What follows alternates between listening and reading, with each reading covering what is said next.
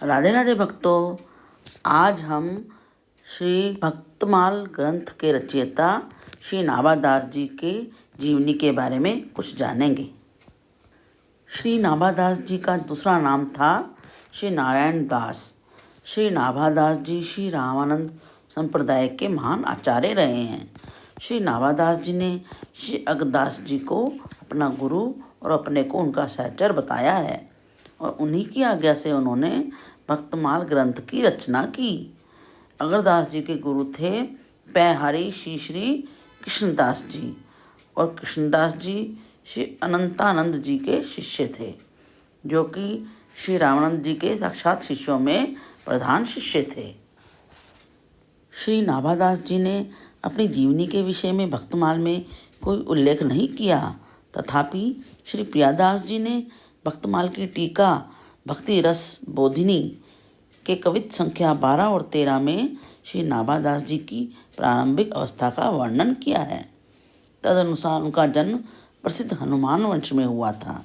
वे जन्म से ही अंधे थे। अकाल के समय में उनके माता पिता उन्हें जंगल में छोड़ गए थे। देवयोग से उसी जंगल में श्री कीलह जी और श्री अग्र जी आ निकले। उस 5 वर्ष के अंधे अनाथ बालक को एकांत जंगल में भटकता देखकर श्री कील जी को दया आ गई। उन्होंने अपने कमंडल से थोड़ा सा जल लेकर बालक की आंखों पर छींटा दिया तो उसमें ज्योति आ गई और बालक को दिखाई पड़ने लगा और कृतज्ञतावश उनकी आंखों से आंसू निकलने लगे। नाभाजी दोनों महात्माओं के पैरों में गिर पड़े। बालक की प्रतिभा तथा विनय से वे दोनों महानुभाव बड़े प्रभावित हुए और उसे जयपुर लेकर आ गए। कीलह जी की अनुमति से श्री अगरदास जी ने उन्हें मंत्रोपदेश दिया। जब यह बालक कुछ बड़ा हुआ तो उसे स्थान की सेवा टहल करने में लगा दिया गया। श्री नाभाजी जी की प्रारंभ से ही संत सेवा और संतों से प्राप्त प्रसाद के ग्रहण करने में बहुत रुचि थी। उसी के प्रभाव से उनकी बुद्धि दिव्य हो गई। उन्हें भक्ति का आस्वाद मिल गया और उनका अंतःकरण प्रभु प्रेम के रंग में सरोबार हो गया। फिर उन्होंने गुरुदेव की आज्ञा से भक्ति रस से आप्लावित भक्तमाल की रचना की। नाभाजी के संबंध में कई दंत कथाएं भी प्रचलित हैं। एक किंवदंती के अनुसार नाभाजी को ब्रह्मा जी का अवतार बताया गया है और कहा गया है कि एक बार ब्रह्मा जी ने ब्रज के सब ग्वाल बालों तथा गौओं और बछड़ों का हरण कर लिया था। इस पर भगवान श्री कृष्ण ने अपनी योग माया के प्रभाव से वैसे ही अन्य ग्वाल बालों गौओं बछड़ों की सृष्टि कर दी। ब्रज के लोगों को इस बात का पता ही नहीं लगा। बाद में ब्रह्मा जी ने भगवान श्री कृष्ण से अपने अपराध के लिए क्षमा मांगी तो भगवान ने उन्हें इतना ही दंड दिया कि तुम कलयुग में नेत्रहीन होकर जन्म ग्रहण करोगे, किंतु तुम्हारा यह अंधापन केवल 5 वर्ष तक ही रहेगा। बाद में महात्माओं की कृपा से तुम्हें दिव्य दृष्टि प्राप्त हो जाएगी। इस किंवदंती के अनुसार ब्रह्मा जी ही नाभादास जी के रूप में अंधे बालक के रूप में उत्पन्न हुए और बाद में श्री कीलह जी तथा श्री अगरदास जी की कृपा से उन्हें दृष्टि प्राप्त हुई।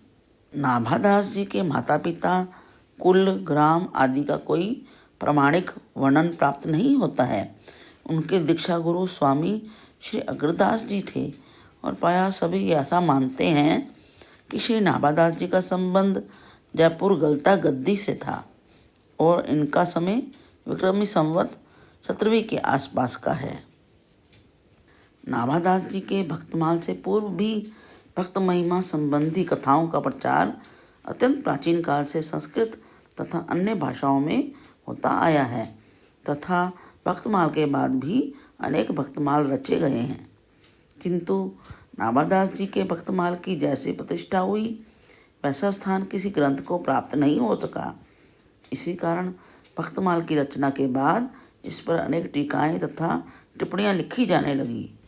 गद्यात्मक अथवा छंदोबद्ध शैली में बहुत सी टीकाएं लिखी गई, किंतु उनमें से संवत 1769 में लिखी गई श्री प्रियादास जी की टीका का सर्वाधिक प्रचार हुआ।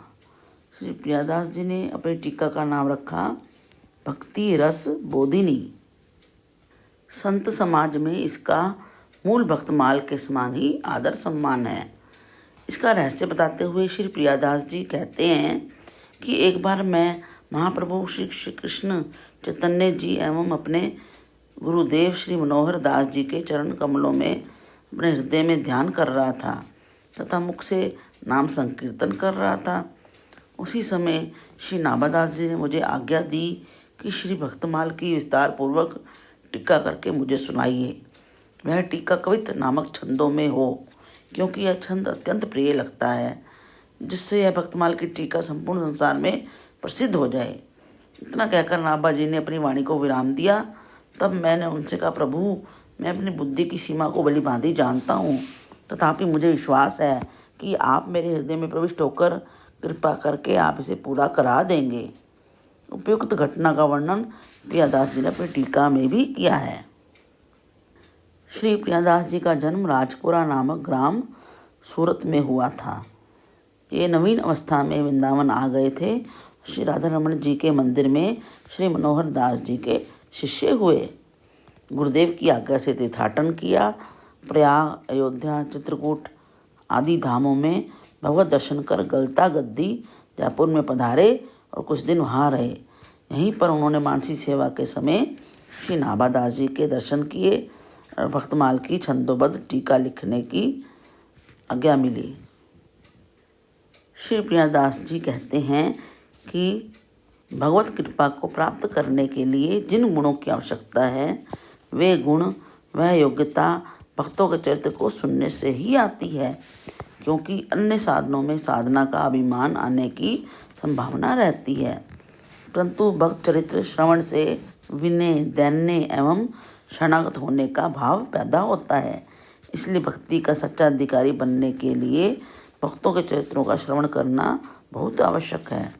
जो उपासक भक्तों के चरित्रों की अवहेलना करके अन्य साधनों का आश्रय लेता है, वह भक्ति के सूक्ष्म स्वरूप को नहीं जान सकता। बिना भक्तमाल के श्रवण किए भक्ति का स्वरूप बहुत ही दूर रहता है।